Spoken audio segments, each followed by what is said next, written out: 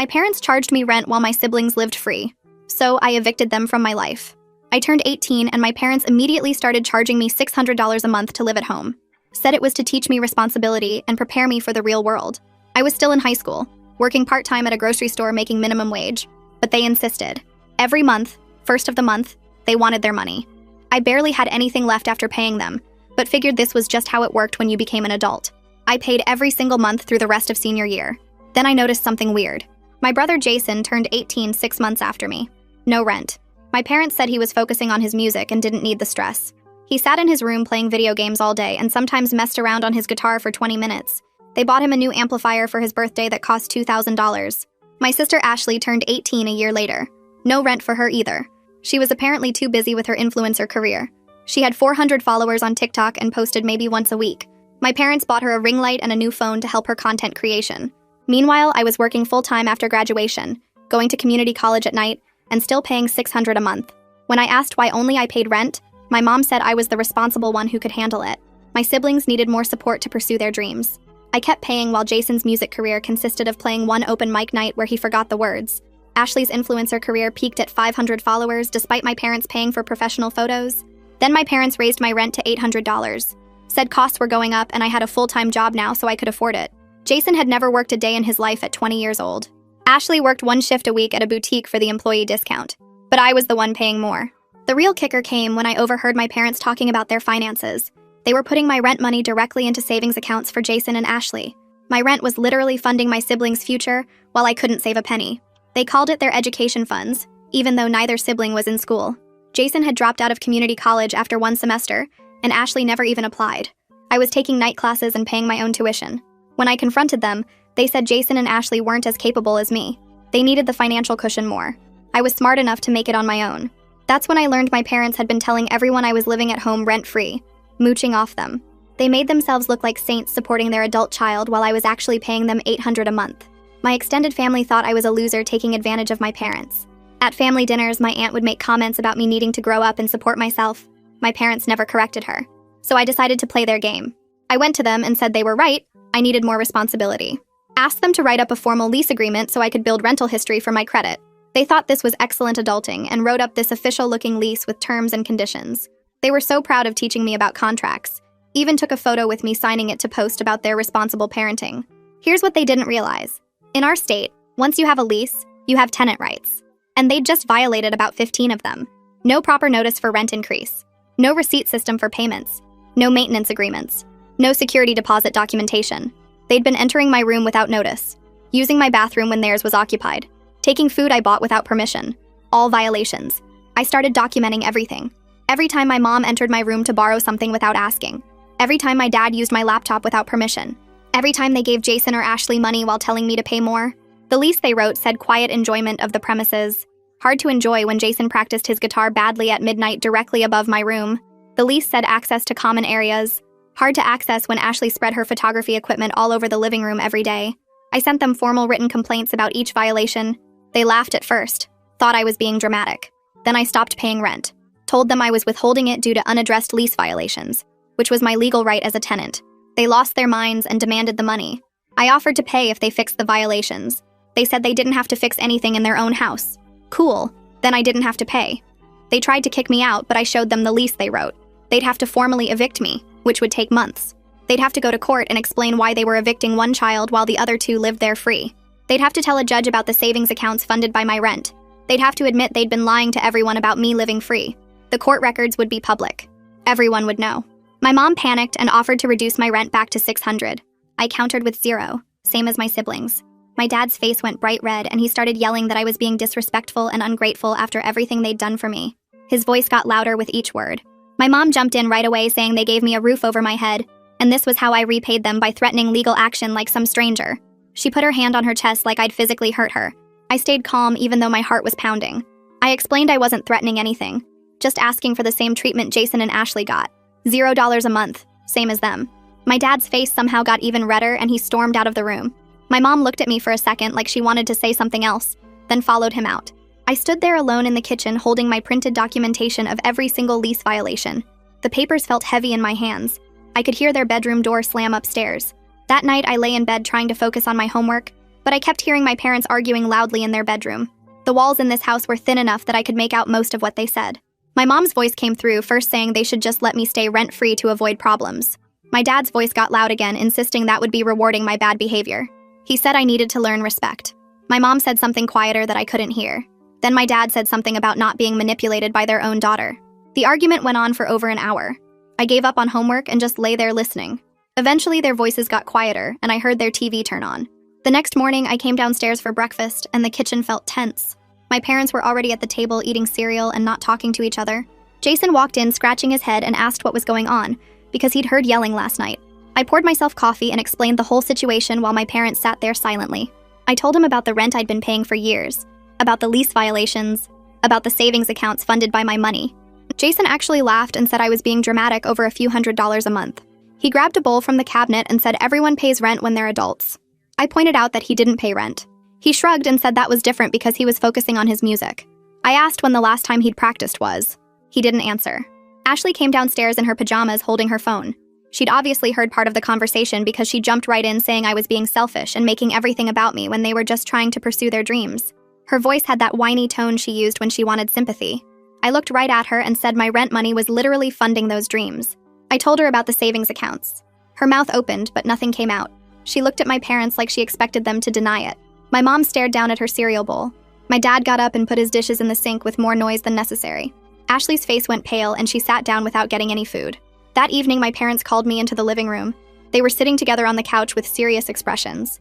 My dad cleared his throat and said they'd discussed it and wanted to present a counteroffer. They'd reduce my rent to $400 per month as a compromise. My mom nodded and said that was more than fair. I sat down in the chair across from them and said the compromise was $0, same as my siblings. My dad started to interrupt, but I kept talking. I said we could let a judge decide what was fair if they preferred that option. I pulled out my phone and showed them photos I'd taken of the lease they wrote. Photos of my payment records. Photos of every documented violation. My mom's face went white. My dad stood up fast and said he was kicking me out immediately. His voice shook when he said it. I stayed sitting and calmly reminded him that was illegal without proper eviction proceedings. I explained that he'd have to file paperwork with the court. He'd have to wait for a hearing date. He'd have to explain to a judge why he was evicting one child while 2 others lived there free. I watched my mom's eyes get wider as she realized I actually knew my rights. She grabbed my dad's arm and pulled him back down to the couch. He was breathing hard like he'd been running. Nobody said anything for a long minute. Then my parents left the room without another word. At work the next day, I must have looked stressed because my coworker Katie came over during our morning break. She asked if I was okay. I hesitated, but then everything just came out. I told her the whole situation during our lunch break in the break room.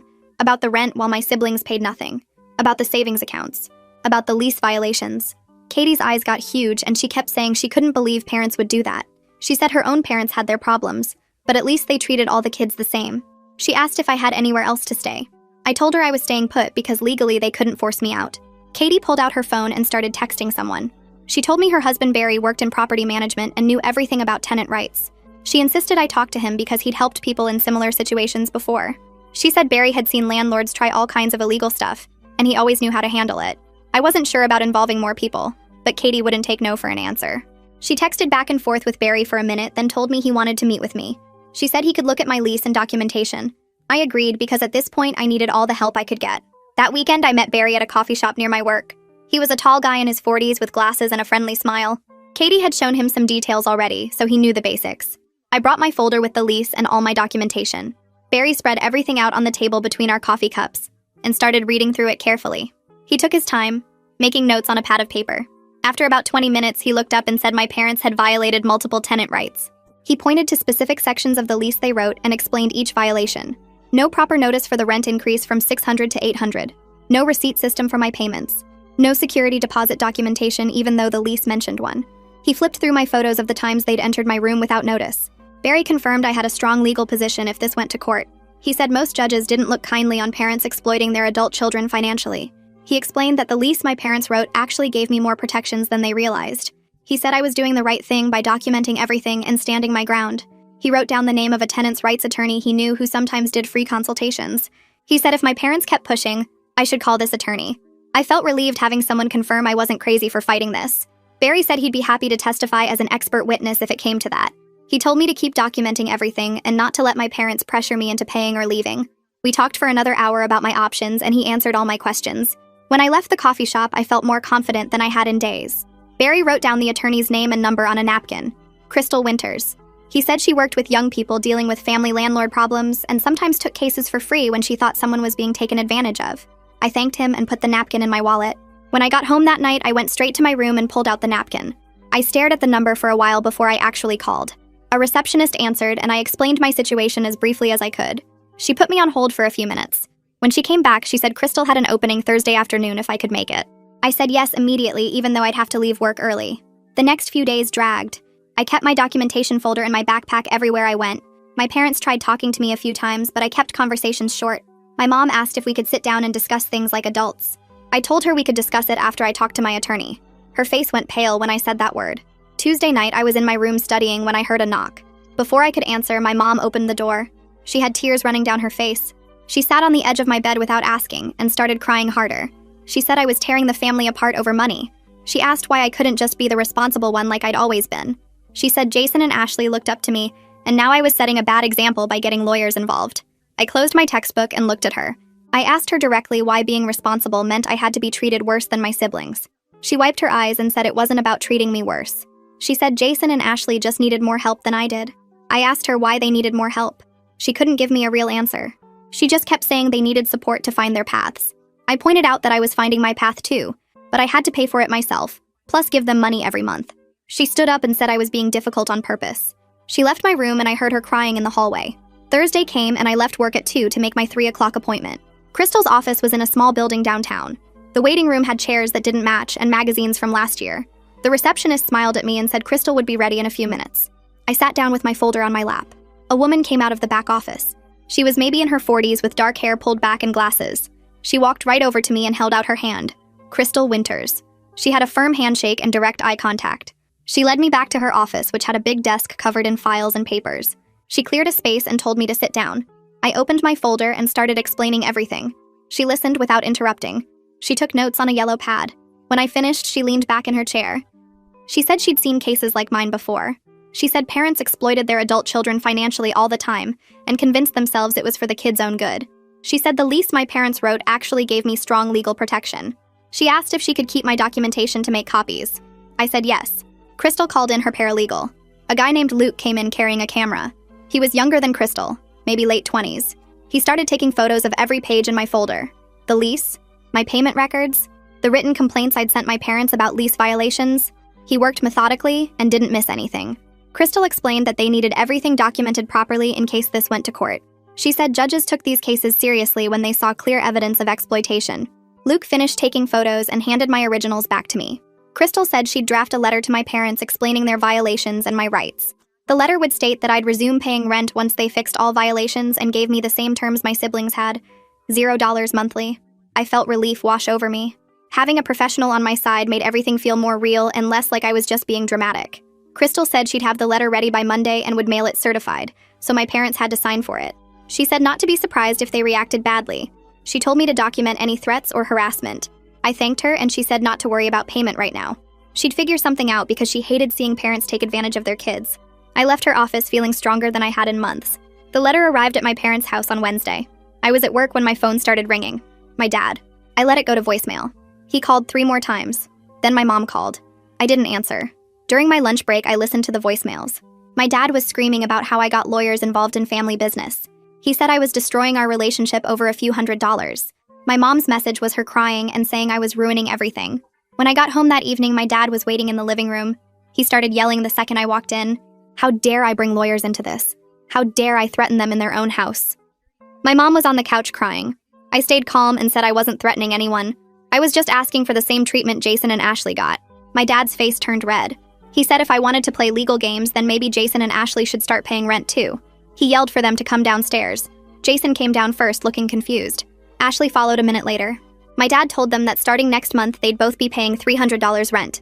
Jason's mouth fell open. He said he couldn't afford that. My dad asked why not. Jason stammered that he didn't have a job. My dad said that was exactly the point. If I didn't have to pay, then nobody got a free ride anymore. Ashley started crying and said she was building her career and couldn't afford rent. My dad said she better figure it out then. Jason looked at me like this was my fault. I just stared back at him. This was the first time he'd ever had to think about money, and it showed on his face. He asked my dad if he was serious. My dad said completely serious. Everyone pays or nobody pays. My mom was still crying on the couch. Jason went back upstairs without another word. Ashley followed him. The next day, Ashley posted something on TikTok. I didn't see it at first, but Katie showed me at work. It was Ashley in her room looking sad with text overlay about toxic family members who cause drama. Some audio track about being misunderstood played in the background. The video had maybe 30 views. Katie rolled her eyes and said my sister was ridiculous. That evening, my mom shared the video on Facebook with a long caption about how hard it was when your children turned against you.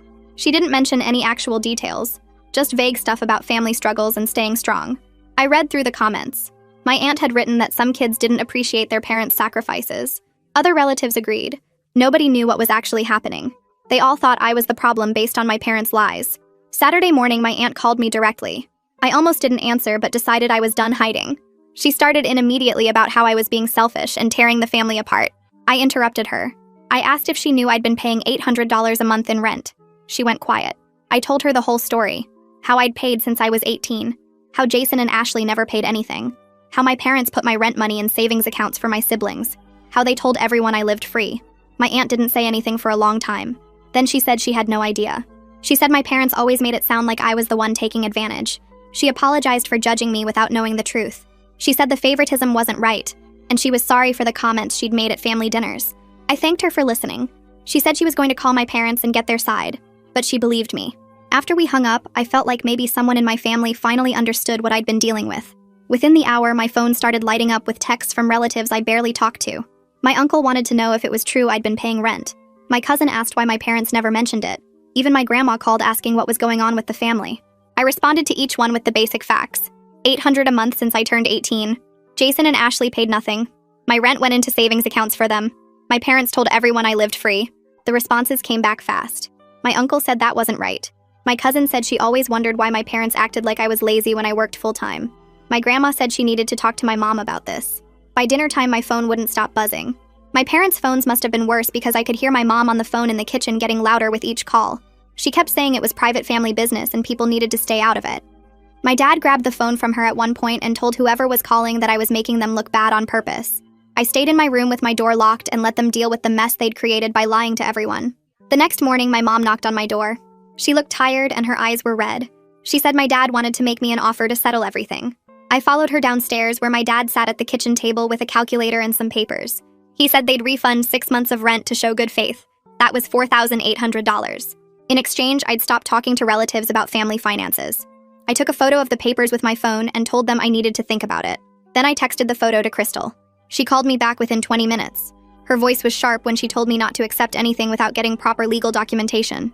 She said the offer was them trying to control the narrative and shut me up. She asked if there were conditions attached. I read her the papers and she made a disgusted sound. She said they were trying to buy my silence while admitting no wrongdoing. She told me to reject it and let her handle the negotiations. 2 days later, an email arrived from my dad with an attached document. I opened it and started reading. They'd refund the $4,800, but I had to agree to pay $300 monthly going forward. I also had to sign something saying I wouldn't discuss family financial matters with anyone outside the immediate family. There was a whole paragraph about protecting family privacy and maintaining respectful boundaries. I forwarded it to Crystal without responding to my parents. She called me that evening sounding annoyed. She said my parents were still trying to control me while pretending to compromise. She asked if I wanted her to respond. I said yes. She told me she'd send them a letter with her terms and they could take it or see me in housing court. Crystal's letter arrived at my parents' house 3 days later. I was at work when my dad called screaming into the phone. He said my lawyer was threatening them and making unreasonable demands. I asked what demands. He said Crystal wanted a full year refund and zero rent going forward. I told him those seemed fair since that's what Jason and Ashley got. He said I was being ridiculous and hung up. That night at dinner, my parents didn't speak to me at all. Jason asked what was happening and my mom told him it was between them and me. Ashley scrolled on her phone, ignoring everyone. The silence felt heavy, but I didn't try to fill it. 4 days passed with my parents not speaking to me except when absolutely necessary. Then my dad showed up at my work during my afternoon shift. I was restocking shelves when I saw him walking toward me. He started talking before he even reached me. He said we needed to talk about this lawyer situation like adults. I told him Crystal was handling everything and all communication should go through her. He raised his voice and said I was his daughter and he had a right to talk to me. Other customers started looking over. My manager came out from the back office. My dad kept talking about how I was tearing the family apart over money. My manager stepped between us and asked my dad to leave. My dad looked at me like I'd betrayed him. Then he turned and walked out. My manager asked if I was okay. I nodded, but my hands were shaking. She told me to take my break early. That evening, Katie called me. She said Barry wanted to know if I needed a place to stay. She said their guest room was available if things got worse at home. I felt something release in my chest that I didn't know was tight. Having somewhere to go made everything feel less scary. I thanked her and said I'd let her know. She said the offer stood any time. After we hung up, I sat on my bed looking around my room, knowing I could leave if I needed to make staying feel like a choice instead of a trap. The deadline Crystal set was 1 week from her letter. On day 5, my mom came to my room. She said they'd talked to their own lawyer. She said fighting this in court would be expensive and embarrassing for everyone. She asked what it would take for me to drop the whole thing. I told her Crystal's terms were fair. 0 rent like my siblings and a full refund for the past year. My mom's face got tight. She said that was $9,600. I said that's what I'd paid them. She left without saying anything else. Day 6 passed with no word. On day 7, my dad knocked on my door in the morning before I left for work. He said they'd agree to Crystal's terms. His voice was flat. He said they'd refund the full year and I could live rent-free going forward. Same as Jason and Ashley. I asked if he was putting that in writing. He said their lawyer was drafting the agreement. I told him to send it to Crystal. He nodded and walked away. I got ready for work feeling strange. I'd won, but it didn't feel like winning. It felt like something in my family had broken that wouldn't get fixed. The refund check arrived 4 days later. $9,600 made out to me. I stared at it for a long time before taking it to a different bank than my parents used. I opened a savings account and deposited the whole amount. The teller smiled and congratulated me on starting to save. I thanked her and took my receipt. Walking out to my car, I looked at the balance printed on the paper. All that money I'd paid them sitting in an account with my name on it. It felt real in a way it hadn't before. I'd been right to fight for fair treatment. The money proved it. The atmosphere at home changed completely after that. My parents stopped trying to talk to me about anything beyond basic household stuff. Jason avoided me entirely and spent most of his time in his room. Ashley walked past me like I wasn't there.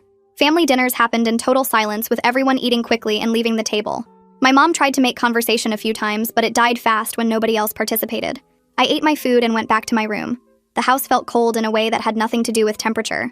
The next morning, my mom knocked on my door early. She came in without waiting for me to answer and sat on the edge of my bed. She started talking about household expenses and how they really did need my rent money to keep things running. I sat up and looked at her. I pointed out that she and Dad had been putting my rent into savings accounts for Jason and Ashley. If they needed it for household expenses, then why was it sitting in bank accounts for my siblings?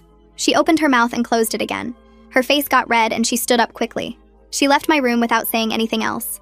2 weeks went by with nobody talking much. Then one night at dinner, my dad cleared his throat and made an announcement. Starting next month, Jason and Ashley would each pay $300 in rent. Jason dropped his fork and it clattered against his plate. He started saying that wasn't fair and he couldn't afford it. My dad held up his hand and told Jason to stop talking. He said if I didn't have to pay, then nobody got a free ride anymore. Ashley's mouth fell open, but she didn't say anything. I kept eating my food and didn't look at anyone. Jason pushed his chair back and stomped upstairs to his room. Ashley followed him a minute later. My parents sat there in silence and I finished my dinner alone with them. The next week, Jason was suddenly very busy. He printed out his resume and started applying to jobs online. He went to the mall and dropped off applications at every store. Within 5 days, he had an interview at a music store downtown. 2 days after that, he came home and told everyone he got the job. He'd be working 4 days a week helping customers and organizing inventory. My dad nodded and said that was good.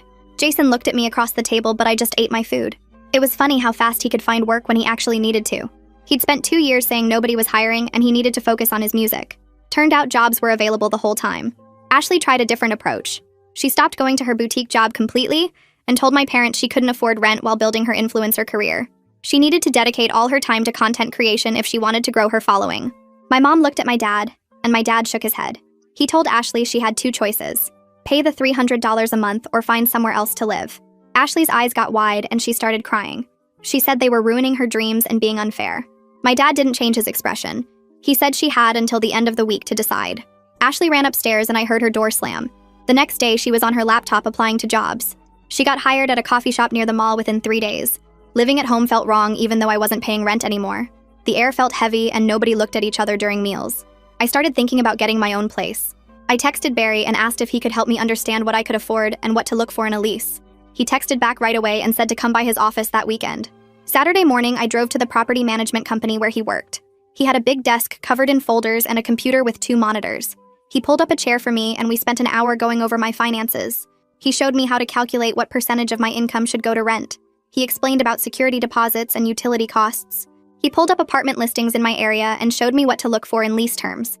By the end, I had a list of 5 places to look at and felt like I actually understood what I was doing. Community college that week, Annie stopped me after class.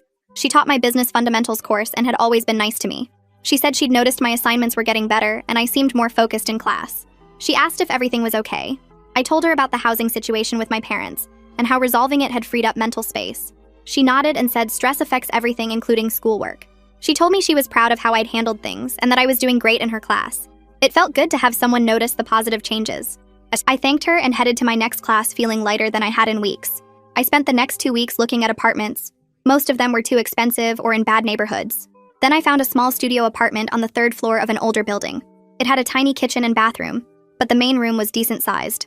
The landlord showed me around and explained that rent was $750 monthly, including all utilities. I did the math in my head. That was less than the $800 my parents had been charging me. I'd be paying less to live on my own than I'd paid to live in their house. The irony wasn't lost on me. I filled out the application that day and got approved 3 days later. When I told my parents I was moving out, my mom's face changed. She looked genuinely sad and asked if we could repair our relationship. I told her honestly that I needed space to figure out if I wanted them in my life after how they'd treated me. She started crying and my dad put his arm around her. He didn't say anything, but his jaw was tight. I went upstairs to start packing my stuff. I had a month before my lease started, but I wanted to be ready. The week before I moved, Jason knocked on my door. He asked if he could help me move my stuff to the new apartment. I was surprised, but said yes. Moving day came and Jason showed up with his car. We loaded boxes and furniture and made 3 trips back and forth. On the last trip, he told me he never realized how unfair things had been until he had to get a job himself.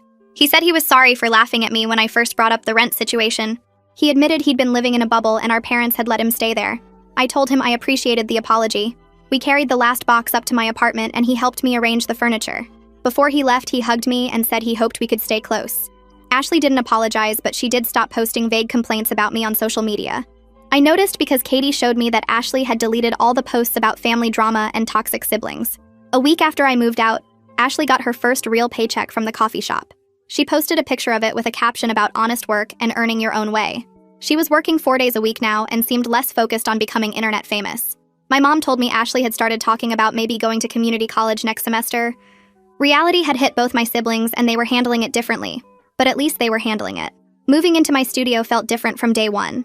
I picked out a small secondhand couch in dark blue fabric and set it against the wall near the window.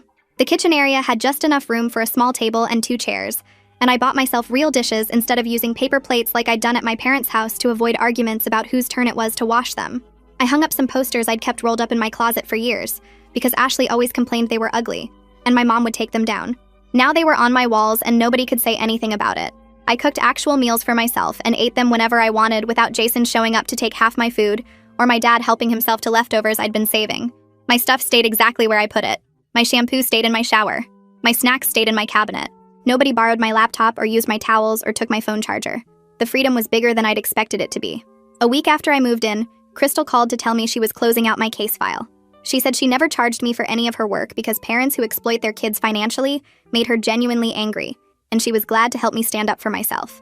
I tried to offer her something, but she refused and told me to put that money toward my future instead. I thanked her about 5 times before we hung up and promised to send her a card. Katie and I started hanging out on weekends after she helped me through the worst of the conflict with my parents. We'd grab coffee or walk around the mall or just watch movies at her place with Barry. Having a real friend who knew the whole story and supported me anyway meant more than I could explain. She never judged me for the legal stuff or made me feel bad about going against my family. She just listened and told me I deserved better treatment. 3 months went by in my new apartment, and I settled into a routine that felt stable for the first time in years. I worked my shifts, went to my classes, came home to my own space, and saved money every month because I wasn't paying rent anymore. Then my phone buzzed with a text from my mom asking if we could meet for coffee and talk. I stared at the message for a few minutes before responding that I'd meet her at the coffee shop near campus. Part of me was curious if she was actually ready to admit what she'd done wrong, or if this was going to be another attempt to guilt me into coming back. I got to the coffee shop first and ordered a regular coffee with cream. My mom showed up 10 minutes later looking tired and older than I remembered. She ordered tea and we sat down at a corner table away from other people. She started talking right away and told me she was genuinely sorry for the favoritism and the financial exploitation. She said she'd convinced herself that I was stronger and more capable than Jason and Ashley, so it was okay to treat me differently and expect more from me. But she could see now how wrong that was and how much damage it had caused. She admitted that she'd been using my supposed strength as an excuse to take advantage of me while babying my siblings. Hearing her actually say the words out loud made something tight in my chest loosen up a little. I told her I appreciated the apology, but that rebuilding trust was going to take time. She nodded and said she understood, and that she'd wait as long as I needed. 2 days after meeting with my mom, I got an email from my dad. It was shorter than my mom's apology and felt less personal, but he did acknowledge that he'd been wrong to charge me rent while letting Jason and Ashley live free. He said he was sorry for not treating me fairly, and that he hoped we could work on our relationship going forward. The email felt stiff and uncomfortable, like he'd struggled with every word, but I appreciated that he'd at least tried to admit he messed up. I wrote back a brief response thanking him for the apology. Over the next few months, I started meeting my parents for dinner at restaurants once every couple weeks. We kept things neutral and talked about surface-level stuff like work and school and the weather. They were learning to treat me like an independent adult instead of a source of income or a problem to manage. My mom stopped trying to give me advice about every decision I made, and my dad stopped acting like I owed him something for raising me. The dynamic was different now and felt more balanced. Jason and I actually grew closer after I moved out. He started texting me more often, and we'd grab lunch together sometimes after his shifts at the music store. He told me he finally understood how unfair things had been once he had to start working and paying his own way. He said he was sorry for laughing at me when I first complained about the rent situation, and admitted he'd been living in a bubble that our parents created for him. He was still working at the music store and seemed happier having structure and purpose in his life instead of just sitting around playing video games all day. He even started taking guitar lessons seriously and practicing regularly. A year after moving into my studio apartment, I was doing better than I'd ever done before. My grades at community college were strong, and I'd started looking into four-year universities to transfer to. The money I'd saved from the rent refund, plus not paying rent for those final months at home, had built up a solid financial foundation. I had almost $8,000 in my savings account and a real plan for my future.